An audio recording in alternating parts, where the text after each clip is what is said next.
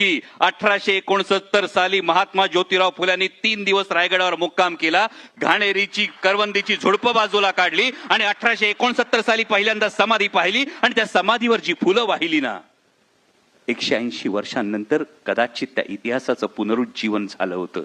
आणि जर हा संघर्षाचा वारसा असेल तर कोणीतरी चिठोऱ्यावर लिहून दिलं कार्यक्रम आयोजित करू नका. अरे 50-50 हजार प्रेक्षकांमधून घोडा फेकण्याची छाती छत्रपती शिवाजी महाराजांचा विचार देतो. तिथे एखाद्या कागदाच्या चिठोऱ्याने काय फरक पडणार आहे? आणि जेव्हा विरोध होतो, लोकशाहीमध्ये विरोध हा व्हायला हवा, पण संवाद व्हायला हवा, त्याचा प्रतिवाद व्हायला हवा. जर भ्याड बुरख्या आडून फक्त कागदाचे चिठोरे सरकवायचे असतील तर त्या कागदाच्या चिठोऱ्यांची कसपट करून कचरापेटीत फेकून द्यायची ताकद सुद्धा आपल्या वैचारिक भूमिकेत असली पाहिजे, या मताचा मी आहे. एवढंच फक्त सुरुवातीला सांगायचं होतं. परंतु मी मनापासून आभार मानतो विद्यापीठाचे, कारण एक वैचारिक भूमिका मांडत असताना, छत्रपती शिवाजी महाराज छत्रपती संभाजी महाराजांची भूमिका मांडत असताना, म्हणजे मगाशी पराग सरांनी 3 वेळा छत्रपती संभाजी महाराजांचा धर्मवीर असा उल्लेख केला. माझा याला आक्षेप नाही, ती त्यांच्यासाठी ओळख आहे, त्याचा मी सन्मान केला पाहिजे. मालिका करत असताना मला असं वाटलं, जो काही थोडाफार अभ्यास होता त्यावेळी मला असं वाटलं, याचा अनेकांना याच्याशी सहमत असतात, अनेक जण त्याच्याशी असहमत असतात. मला असं वाटलं की स्वराज्य रक्षक ही बिरुदावली छत्रपती संभाजी महाराजांसाठी जास्त व्यापक ठरते. कारण काबूल ते बंगाल सल्तनत असलेला औरंग्या त्याच्या लाखांच्या फौजेनिशी स्वराज्यावर चालून येतो. एकावेळी 5 आघाड्यांवर पंजेफाड करत असताना स्वराज्याचा एकही किल्ला 8 वर्षात छत्रपती संभाजी महाराज त्याच्या हाती लागू देत नाहीत. तर केवळ बलिदानाच्या प्रसंगापेक्षा हा 8 वर्षांचा संघर्ष सुद्धा जो आहे, ती त्यांची ओळख आणखी व्यापक ठरते, ही माझी भावना आहे. शिवचरित्राकडे, शंभू चरित्राकडे बघताना माझी स्वच्छ भूमिका हीच आहे. तुम्ही कोणत्या पैलूतून त्या चरित्राकडे बघता, तुम्ही कोणत्या पैलीतून त्या अष्टपैलू व्यक्तिमत्वाकडे बघता, ते तुमचं आहे.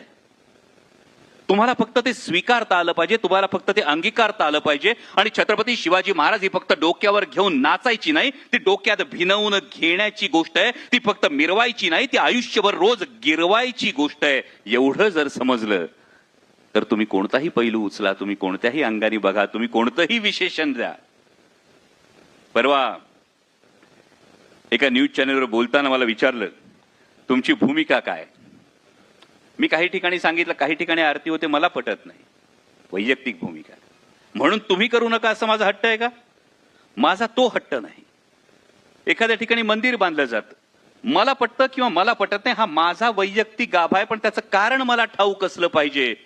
कारण माझं म्हणणं हेच आहे की जगाच्या इतिहासाला पडलेलं अद्भुत कोडं आणि हिंदुस्थानच्या इतिहासाला पडलेलं सुरेख स्वप्न म्हणजे छत्रपती शिवाजी महाराज. आणि छत्रपती शिवाजी महाराज हे देव नव्हते, पण आमच्यासाठी देवाहून कमी नव्हते. मरते माणसाच्या जन्माला येऊन सुद्धा ही फार महत्वाची ओळख आहे तुमच्या माझ्यासाठी. हा देवाचा अवतार जाणवत नाही, हा देवाचा अवतार वाटत नाही, हा देवाचा अवतार भासत नाही की देवाचा अवतार हा स्वर्गातून उतरला आणि थेट सिंहासनावर बसला. असं घडलं का? जर देवाचा अवतार थेट स्वर्गातून उतरला आणि सिंहासनावर बसला असं घडलं नाही, तर मग प्रेरणा काय? तर मर्त्य माणसाच्या जन्माला येऊन सुद्धा कर्तृत्वाच्या जोरावर देवत्वाला पोहोचता येतं.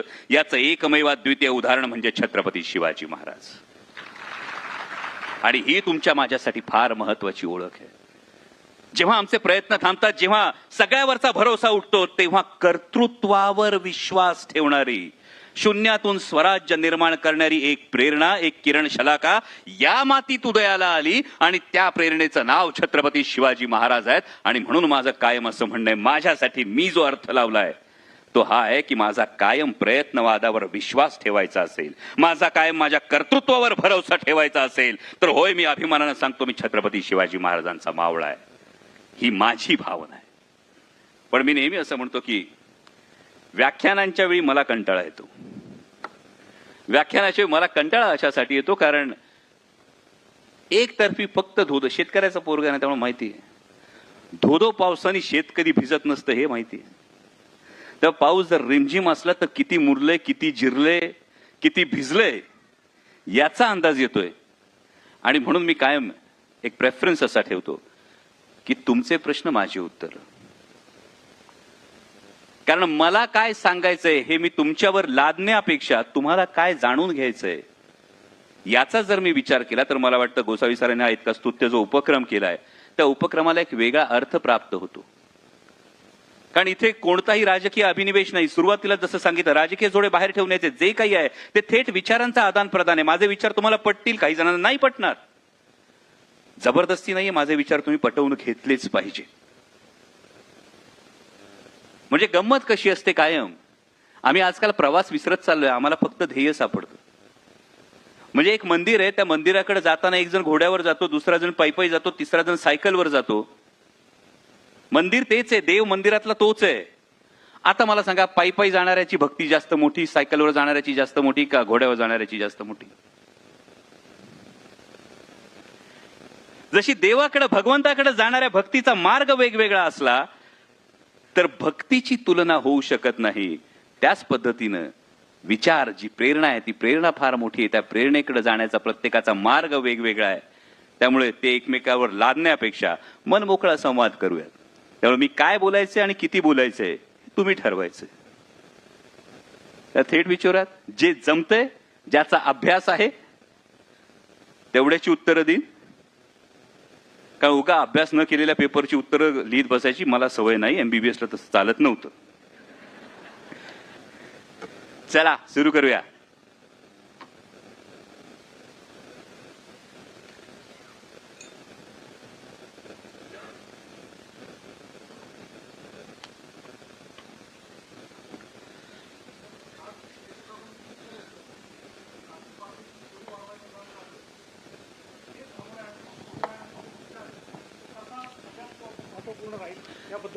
एकदा शांतपणे छत्रपती शिवाजी महाराजांच्या अष्टप्रधान मंडळाकडे नजर टाका.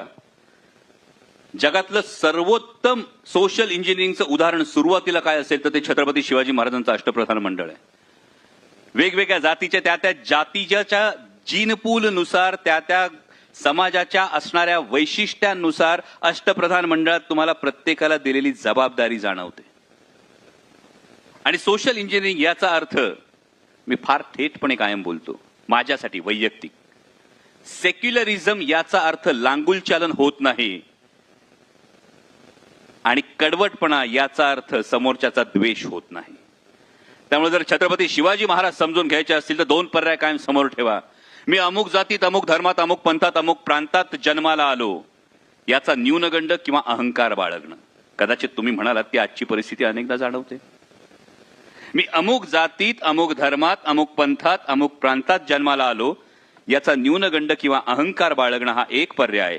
आणि मी कुठल्याही जातीत, कुठल्याही धर्मात, कुठल्याही पंथात, कुठल्याही प्रांतात जन्माला आलो तरी माझ्या कर्तृत्वानं माझं व्यक्तिमत्व अशा उंचीवर नेऊन ठेवील की माझा माझ्या जातीला, माझा माझ्या प्रांताला, माझा माझ्या पंथाला, माझा माझ्या धर्माला आणि त्याहीपेक्षा महत्वाचं म्हणजे माझा माझ्या राष्ट्राला अभिमान वाटेल. पर्याय दुसरा जो असतो ना तो छत्रपतींच्या मावळ्याचा पर्याय असतो. आणि जर दुसरा पर्याय निवडला तर पहिलं जे वातावरण आहे हे सगळं वातावरण तुम्ही असं मागच्या मागे टाकून देता कुठेतरी. आता T20 वर्ल्ड कप सुरू बघताय की ना मॅचेस थोडेफार? हा बघताय ना? त्या बुमराची जात सांगा ना पटकन.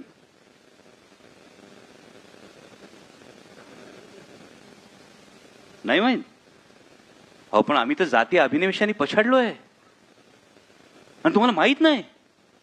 माहित नाही की माहित करून घ्यावीशी वाटत नाही.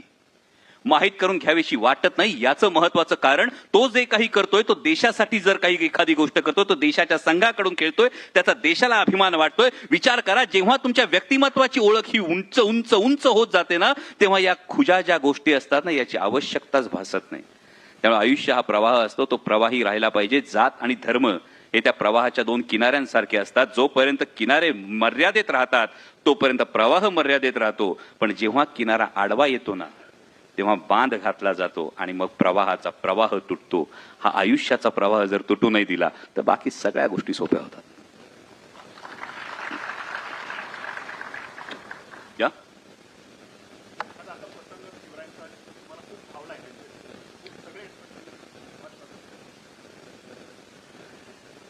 नाही, अनेक प्रसंग आहेत. म्हणजे मी कायम असं म्हणतो की छत्रपती शिवाजी महाराजांच्या आयुष्यातला आपली गंमत कशी होते ना, की आम्ही छत्रपती शिवाजी महाराजांचं आयुष्य किंवा छत्रपती शिवाजी महाराजांचा इतिहास हा अनेकदा केवळ त्या 7 घटनांपुरता मर्यादित करतो. या 7 घटनांपुरता जेव्हा छत्रपती शिवाजी महाराजांचा जर आम्ही संपूर्ण इतिहास मर्यादित केला तर आम्ही त्यांना केवळ त्या फॅन्टसी स्टोरी पर्यंत नेतो.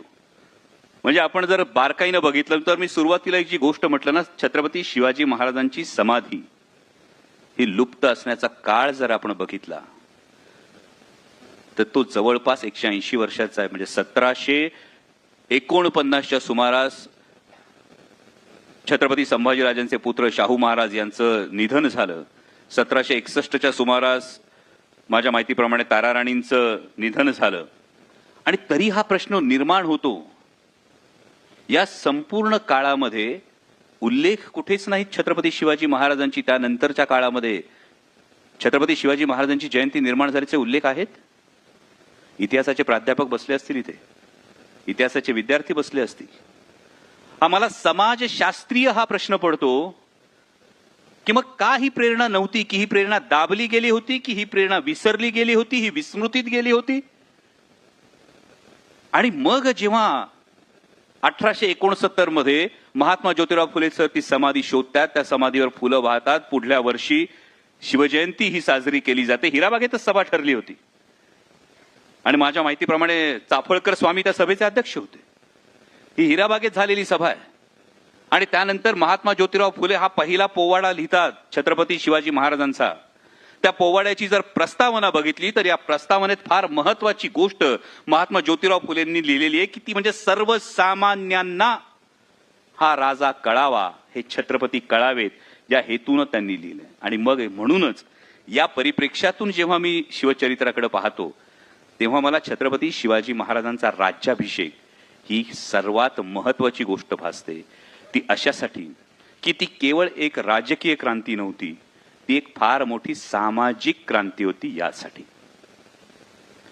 आता तुम्ही म्हणाल राजकीय क्रांती, मी सगळ्यांनी आतापर्यंत वाचलंय की राजा म्हणजे मुसलमान, अशी जी समजूत होती ही समजूत दूर व्हावी की एतद्देशीय माणूस सुद्धा राजा होऊ शकतो. विचार करा काय परिस्थिती असेल. हो, 350 वर्ष या मातीनं राजा बघितलेला नाही. 350 वर्ष. इथं 35 वर्ष मागे काय झालं होतं तुम्हाला मला आठवत नाही. 350 वर्ष या मातीनं राजा पाहिला नव्हता. 350 वर्ष या मातीनं राजधानी पाहिली नव्हती. म्हणजे जे काही आग्र्याच्या भेटीला छत्रपती संभाजी महाराजांना म्हणजे युवराज शंभूराजांना घेऊन छत्रपती शिवाजी महाराज गेले होते, अनेकदा माझ्या मनात हा प्रश्न पडतो की महाराज नेमके शंभूराजांना का घेऊन गेले असतील. उद्याच्या राजाला राजा काय असतो, राजधानी काय असते, राज्यकारभार काय चालतो याचं बाळकडू देण्यासाठी तर घेऊन गेले नसतील. आणि मग जेव्हा ही घटना घडते तेव्हा ती राजकीय क्रांती असते, पण त्याबरोबरीनं सामाजिक क्रांती फार मोठी आहे ही लक्षात घेणं गरजेचं आहे. काल, आज आणि उद्या सुद्धा ही घटना लक्षात ठेवणं फार गरजेचं आहे. म्हणजे राजा शिवछत्रपती मालिका जेव्हा मी करत होतो तेव्हा त्या मालिकेमध्ये तो प्रसंग चित्रित करताना अजूनही म्हणजे 2000 मला वाटतं 2018 मध्ये मी ती मालिका केली होती. 2008 मध्ये ती मी मालिका केली होती. आजही तो प्रसंग तसाच्या तसा माझ्या डोळ्यांसमोर आहे. आणि तो म्हणजे छत्रपती शिवाजी महाराज राजदंड हातात घेऊन त्या सिंहासनासमोर वळतात. मला वाटतं त्यावेळेचं मालिकेचं जे काही टायटल पेज होतं तेव्हाची ती गोष्ट होती. आता ही घटना सामाजिक क्रांती का हे लक्षात घेणं गरजेचं आहे.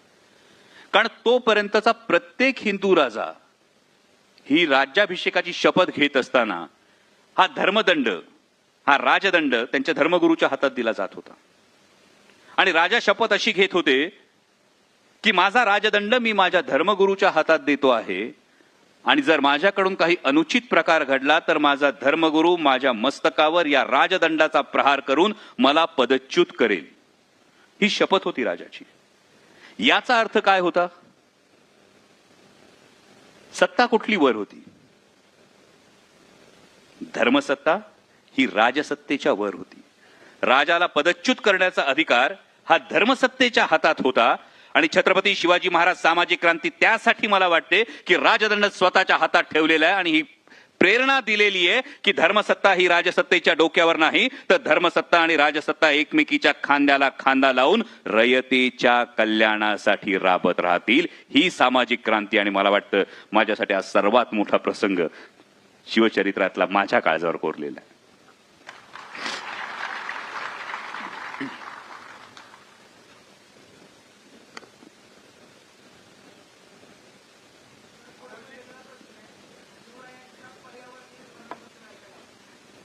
आताच्या काळात बोलताना अंगावर शहारे येतील. म्हणजे साधं तुम्ही एक आज्ञापत्र जरी घेतलं ना, म्हणजे मी स्ट्रिक्टली सांगितलं मी राजकीय भाष्य करणार नाही, पण एक साधं आज्ञापत्र घेतलं की महाराजांनी आरमाराच्या वेळी लाकूड कुठलं गोळा करावं आणि लाकूड गोळा करत असताना कुठली कुठली झाडं तोडू नयेत, हे जर महाराजांचं आज्ञापत्र एक जर बघितलं ना, तर आज एखाद्या कार्यक्रमासाठी झाडांची कत्तल होत असताना पर्यावरणप्रेमी थकून जातात ओरडून ओरडून, पण ही काळाची गरज आहे असं सांगितलं जातं. पण काळाच्या पुढची गरज छत्रपतींनी ओळखली होती. आंबा, फणस, काजू ही झाडं वाढायला वर्षानुवर्ष लागतात आणि ती झाडं लेकरासारखी वाढवली जातात. त्यामुळं ही झाडं तोडू नये असे सक्त आदेश हे महाराजांनी त्यांच्या एका आज्ञापत्रात दिलेले आहेत. हा एक भाग राहतो. आणि या एकूण पद्धतीनं जे जगण्याशी थेट निगडीत आहे, जे युद्धाशी थेट निगडीत आहेत, या अशा अनेक गोष्टी तुम्हाला शिवचरित्रामध्ये दिसतात. पण याच्या खोलात गेलं तर हे कदाचित राजकीय विषयांतर होईल, म्हणून मी टाळेल.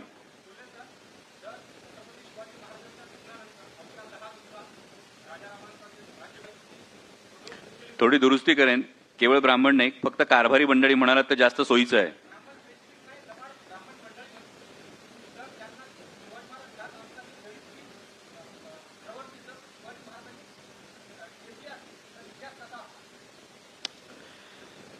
कसं असतं, जर तरच्या या सगळ्या गोष्टी वेगवेगळ्या आहेत.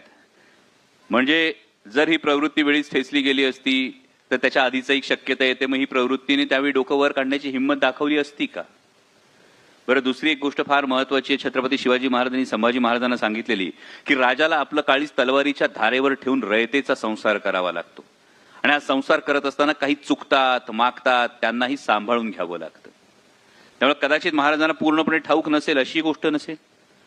अनेकदा असं म्हणतात, हिस्ट्री रिपीट्स इटसेल्फ. हे अनेक ठिकाणी अनेकदा आपल्याला अनुभवायला मिळतं की कदाचित ज्या कारभारी मंडळांना सत्तेच्या परिघात उभं राहून त्यांना ती सत्ता दिसली असेल, जरी त्यांना ते पद महत्वाचं नसेल, तर अशा वेळी कारभाऱ्यांच्या मनात ही किंतु परंतु ही शंका आली असेल का? दोन शक्यता आहेत.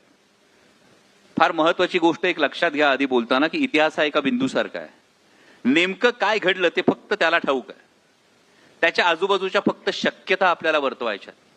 तर त्यातली पहिली शक्यता ही येते की कदाचित त्या कारभारी मंडळींना असं वाटलं का की एक अजाणता राजा जर बसला, कारण राजाराम महाराजांचं वय तेव्हा अगदी लहान होतं, अजाणता राजा जर बसला तर कदाचित कारभाराची सूत्र पूर्णपणे आपल्या हाती येतील म्हणून त्यांनी घाई केली का? जर युवराज शंभूराजे जर छत्रपती झाले तर आपले जी आमिष आहेत, आपले जे काही मनोरथ आहेत, ही सफल होणार नाहीत म्हणून त्यांनी घाई केली का? पण तुम्ही जरी हे, आणि तिसरा तर्क हा आहे, ते स्वराज्यद्रोही होते का? तर मला तिसरा तर्क फारसा संमत होत नाही मी स्वतः यासाठी.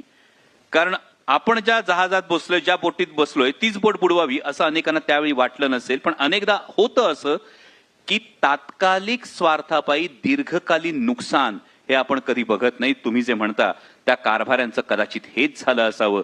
तात्कालिक स्वार्थापायी दीर्घकालीन आपलं काय नुकसान होऊ शकतं याचा त्यांनी विचार केला नाही आणि त्यामुळे या सगळ्या गोष्टी घडल्या. परंतु हे जर महाराजांना त्याची सुरुवातीलाच कल्पना आली असती तर महाराज पॉलिटिकली किंवा स्वराज्य दृष्ट्या इतके, ज्याला आपण एक श्रूड लीडर म्हणू शकतो, तर अनेक इतिहासकार असंही मानतात की साक्षात स्वराज्य संकल्पक शहाजी महाराज साहेब जरी स्वराज्याच्या विरोधात तलवार घेऊन उभे राहिले असते तरी महाराजांनी तलवार म्यान करण्याआधी दोनदा विचार केला असता. इतके महाराज थेट स्वराज्याचं ध्येय पाळणारे होते. आणि त्यामुळे मला वाटतं ही प्रवृत्ती तेव्हा आली असती तर चित्र हे वेगळं झालं असतं.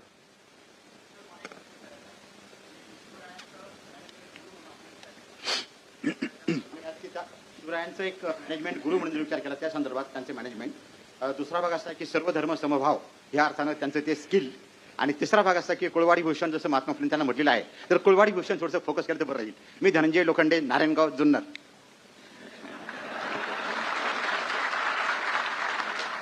खरं तर जुन्नर तालुक्यातल्या माणसाला महाराज वेगळे सांगायचे नसतात. उदापूरचा आहे मी. का आम्ही कायम एक अभिमानानं मिरवतो ही गोष्ट. कारण महाराष्ट्राला जेव्हा पुस्तकातून महाराज दिसतात ना, त्याच्या काही दिवस, काही महिने, काही वर्ष आधी का होईना जुन्नरकरांना शिवनेरीच्या रूपानं महाराज हे कायम जाणवत असतात, अशी माझी हे जुन्नरकर असल्यामुळे ही धारणा आहे. एक फार महत्वाची गोष्ट, छत्रपती शिवाजी महाराजांचं मॅनेजमेंट, मी अनेक ठिकाणी हे सांगितले, तुम्ही ऐकलं सुद्धा असेल, की महाराजांना जेव्हा आपण स्वॉट अनालिसिस अप्लाय करतो, हे स्वॉट अनालिसिस नेमकं काय आहे हे जर बारकाईनं बघितलं तर S stands for strength, W stands for weakness, O stands for opportunity, T stands for target and T stands for threat. Chhatrapati Shivaji महाराजांनी आपली ताकद ओळखली. मॅनेजमेंट काय सांगतं? आपली ताकद ओळखा, आपल्या ताकदीनुसार पुढे चला. महाराजांनी आपली ताकद ओळखली, ही ताकद होती सह्याद्रीच्या रांगा, ही ताकद होती गनिमी कावा. आता या गनिमी काव्याची देण नेमकी आली कुठून? हा गनिमी कावा, मी पुन्हा म्हणतो, मी खूप सुरुवातीला अत्यंत जबाबदारीनं वाक्य वापरलं, माणसाच्या जन्माला येऊन कर्तृत्वाच्या जोरावर देवत्वाला पोहोचणं. गनिमी कावा ही ताकद आली कुठून? म्हणजे नंतर माओ त्से-तुंग त्याच्या आत्मचरित्रामध्ये लिहितो, चीनमध्ये the tactic of guerrilla war was learn from a Hindu king name Shivaji in India. पण नेमका गरिला वॉरफेअर हे आलं कुठून? तर ते स्वराज्य संकल्पक शहाजी महाराज साहेबांकडून शिवाजी महाराजांकडे आलं. मलिक अंबर हा जो एक सेनापती होता, या मलिक अंबर कडून शहाजी महाराज साहेबांकडे आलं. त्याच्यावर संस्कार करून सह्याद्रीच्या रांगांमध्ये आणखी त्याला रुजवून मुरवून शहाजी महाराज साहेबांनी कदाचित ते शिवाजी महाराजांना दिला. आणि शिवाजी महाराजांनी हा सगळा स्वराज्याचा पसारा हा सह्याद्रीच्या रांगांच्या आडोशानं उभं केला. उगाच कुठेतरी मोकळ्या मैदानात हिंमत दाखवायची आणि हे दाखवायचं म्हणून जाऊन महाराजांनी किल्ले नाही उभे केले, एक दोन स्वाऱ्या केल्या, पण महाराजांनी मुद्दाम जाऊन तिथे स्वराज्याची मुहूर्तमेढ रोवली. अशी पद्धत महाराजांनी मोकळ्या मैदानात करणं टाळलं, पण त्यांनी सह्याद्रीच्या आडोशानं संपूर्ण स्वराज्य उभं केलं. दुसरी गोष्ट आहे ते वीकनेस, ही फार महत्वाची गोष्ट. म्हणजे वैचारिक क्षमता काय असू शकते? अनेकदा आपल्याकडे असं सांगितलं जातं की हे करू नको, का तर ग्रंथात सांगितलंय म्हणून, हे करू नको, का तर तशी प्रथा आहे म्हणून, हे करू नको, का तर आपल्यात करत नाहीत म्हणून, बरोबर? तसं हिंदुस्थानात एक गोष्ट केली जात नव्हती, समुद्र पर्यटन. समुद्रावर पाऊल ठेवणं निषिद्ध मानलं जात होतं, समुद्र ओलांडणं निषिद्ध मानलं जात होतं, कारण हिंदूंच्या धर्मशास्त्रामध्ये समुद्र ओलांडणं निषिद्ध मानलं होतं. आणि त्यामुळे 7व्या शतकात तामिळनाडू मधल्या, तामिळ देशातल्या चौलच्या राजांचा आरमार होतं. तुम्ही कदाचित ते मध्यंतरी सिनेमे आले होते, PS1 PS2 पाहिले सिनेमे, ते 7व्या शतकात आरमार होतं भावांनो. 7व्या शतकात चौलच्या राजांचा आरमार होतं. आणि त्यानंतर धर्मशास्त्रात निषिद्ध आहे या एकमेव कारणास्तव एकाही हिंदू राजानं आरमार तयार केलं नाही. 1 2 3 4 10 15 नाही, पुढची 1000 वर्ष. विचार करा, एखादी रूढी, एखादी चुकीची समजूत ही राष्ट्राचं किती मोठं नुकसान करू शकते. 1000 वर्ष आरमार नाही, 1000 वर्ष राष्ट्राची सागरी बाजू ही पूर्णपणे लंगडी पडलेली आहे. आणि 1000 वर्षांनंतर हा वीकनेस छत्रपती शिवाजी महाराज ओळखतात की आमच्याकडे आरमार नाही, आम्ही समुद्रावर पाय ठेवत नाही, म्हणून अरब आले, डच आले, पोर्तुगीज आले, इंग्रज आले, मुघल आले, या सगळ्यांनी समुद्रावर सत्ता निर्माण केली. आणि मग महाराज 1000 वर्षांनंतर आरमार उभं करतात. आणि ते आरमार अशा तोडीचं उभं करतात की ते फिरंग्यांच्या तोडीस तोड आरमार महाराज उभं करतात 1000 वर्षांनंतर. मी कायम असं मानतो की महाराज इथं अस्तित्वात नसलेल्या वीकनेसला, त्या कमकुवत बाजूला ओळखून तिची एवढी मोठी ताकद तयार करतात. This stands for W for Chhatrapati Shivaji Maharaj. मग येतो O, ऑपॉर्च्युनिटी. म्हणजे अफजल खान जेव्हा चालून आला तेव्हा आम्हाला तो इतिहास फक्त एवढाच वाटतो की प्रतापगडाच्या पायथ्याची फाडला खाणं, प्रत्येकाला अभिमानास्पदच इतिहास आहे. पण नेमका अफजल खान होता कोण? अफजल खान दख्खनच्या पठारावरचा सगळ्यात नावाजलेला सेनापती होता, ज्यानं औरंग्या शहजादा असताना शहजादा औरंगजेबाला कैद करून ठेवलं होतं. इतका पराक्रमी सेनापती हा त्यावेळचा अफजल खान होता. आणि इतका पराक्रमी सेनापती तोपर्यंत स्वराज्यावर जी काही फौज चालून आली होती त्यापेक्षा कैकपट फौज घेऊन जेव्हा अफजल खान चालून येत होता तेव्हा आलेलं फार मोठं संकट होतं. या संकटाच्या वेळी अनेकांनी सल्ला देण्याचा प्रयत्न केला होता की तह करू आणि मागे हटू. तुमच्या माझ्या आयुष्यात अनेकदा येतं संकट, अनेकदा संकटाचा अफजल खान तुमच्या माझ्या समोर असतो, आणि अनेकदा तुमचं माझं मन सांगतं की तह करू, 2 पावलं मागं जाऊ. महाराजांनी संकटातली संधी शोधली होती की प्रत्येक संकटाच्या पाठीवर एक संधी चालून येते. जर संकटाला हुलकावणी दिली तर संधी पण हुलकावणी देते, आणि संकटाला जर तिथंच फाडला तर संधी हातात येते. केवळ पुणे सुपे परगण्यापुरतं असलेलं स्वराज्य आणि दख्खनच्या पठारावर द्वाही फिरली. जेव्हा अफजल खान फाडला तेव्हा द्वाही फिरली की छत्रपती शिवाजी नावाचा राजा या दख्खनच्या पठारावर उदयाला आला. That is opportunity. मग तुम्ही विचार करता तो टार्गेटचा, थ्रेटचा. कारण आम्ही एक गोष्ट करत असताना आम्ही त्याच्या पर्यायी गोष्टीचा कधीच विचार करत नाही. आमच्याकडे प्लॅन बी अनेकदा रेडी नसतो. अनेकदा हा प्रश्न जेव्हा आपण शिवचरित्राला विचारतो की एकीकडे रायगडासारखा अभेद्य किल्ला उभा असताना, त्या रायगडावर छत्रपती शिवाजी महाराजांचा राज्याभिषेक झालेला असताना महाराजांना दक्षिण दिग्विजय करावा असा वाटतो. महाराज दक्षिण दिग्विजय करतात आणि महाराज दक्षिण दिग्विजय करून येत असताना कधी जर तुम्ही जिंजीला गेला तर जिंजीचा किल्ला सुद्धा आवर्जून बघा. इतक्या लांब महाराजांना दक्षिणेमध्ये जिंजीच्या ठिकाणी किल्ला का करावा असा वाटतो? तर कदाचित मग इथे प्लॅन बी ऑपरेट होत होता का? की जे मी मगाशी छत्रपती संभाजी महाराजांविषयी म्हणालो की लाखोंची फौज घेऊन काबूल ते बंगाल सल्तनत असलेला औरंगजेब जेव्हा स्वराज्यावर चालून आला, हे आज ना उद्या घडणार आहे. कारण जोपर्यंत स्वराज्याचा कार्यकाळ आहे तोपर्यंत औरंगजेब अनेक वेगवेगळ्या लढ्यांमध्ये गुंतलेला आहे. आणि जशी औरंगजेबातली राजपुतानातली लढाई असेल, पंजाबची लढाई असेल, त्याचा इतर ठिकाणचा बंगालमधला जो काही असमंजस अस्वस्थतेचा काळ असेल तो संपल्यानंतर कधी ना कधी औरंगजेबासारखं सैन्य, मुघलांचं सैन्य हे पूर्णपणे स्वराज्यावर चालून येऊ शकते. ही भीती कदाचित, हा धोका कदाचित महाराजांनी ओळखला आणि महाराजांनी थेट जिंजी पर्यंतच जो प्लॅन बी आहे तो जर तुम्ही ऑपरेट केलेला पाहिला तर त्यामुळे स्वराज्य टिकलं. छत्रपती संभाजी महाराजांच्या बलिदानानंतर रायगड अवघ्या काही महिन्यात पडल्यानंतर छत्रपती राजाराम महाराजांना जिंजीच्या आश्रयानं स्वराज्य टिकवता आलं, मावळ्यांना लढता आलं. हा होतो जी थ्रेट आहे ती आधीपासून ओळखून त्यानुसार पुढे जाणं. आणि शेवटची गोष्ट राहते ती टार्गेट. पुन्हा तुमचं माझं टार्गेट जे काही असतं ते आमचं भौतिक असतं, ते आमचं जवळचं असतं. पण जेव्हा ध्येय उदात्त असतं तेव्हा नेमकं काय होतं? तर मी जे म्हणतो की 350 वर्षानंतर जगाच्या इतिहासातलं एकमेवाद्वितीय उदाहरण आहे की ज्या राजाचं नाव घेतलं की आजही आमचा ऊर अभिमानानं भरून येतो. ते नाव म्हणजे छत्रपती शिवाजी महाराज. कारण या स्वराज्यापेक्षा आकारानं मोठी असलेली अनेक राज्य उदयाला आली, अस्ताला गेली. वैभवानं मोठी असलेली अनेक राज्य उदयाला आली, अस्ताला गेली. पण स्वराज्याचं नाव घेतलं तर आजही ऊर अभिमानानं भरून येतो. याचं फार महत्वाचं कारण आहे तरुण मित्रांनो. लक्षात ठेवा, आयुष्यातलं कुठलंही काम करताना लक्षात ठेवा या स्वराज्याला असलेलं नैतिक अधिष्ठान. ध्येय प्रत्येकाचं वेगवेगळं असू शकतं, ध्येय प्रत्येकाचं मोठंही असू शकतं, ध्येय प्रत्येकाचं व्यक्तिगत असू शकतं. पण त्या ध्येयाला जेव्हा तुम्ही नैतिक अधिष्ठान देता, जेव्हा त्याला नीतिमत्तेची जोड देता, तेव्हा जी काही चटणी भाकर खाता ती इमानाची खाता, ती सुखाची खाता. आणि हे नैतिक अधिष्ठान तुमच्या ध्येयाला हे चिरंतन बनवतं. मला वाटतं छत्रपती शिवाजी महाराजांना जेव्हा मॅनेजमेंट प्रिन्सिपल अप्लाय करतो तेव्हा या गोष्टी समोर येतात.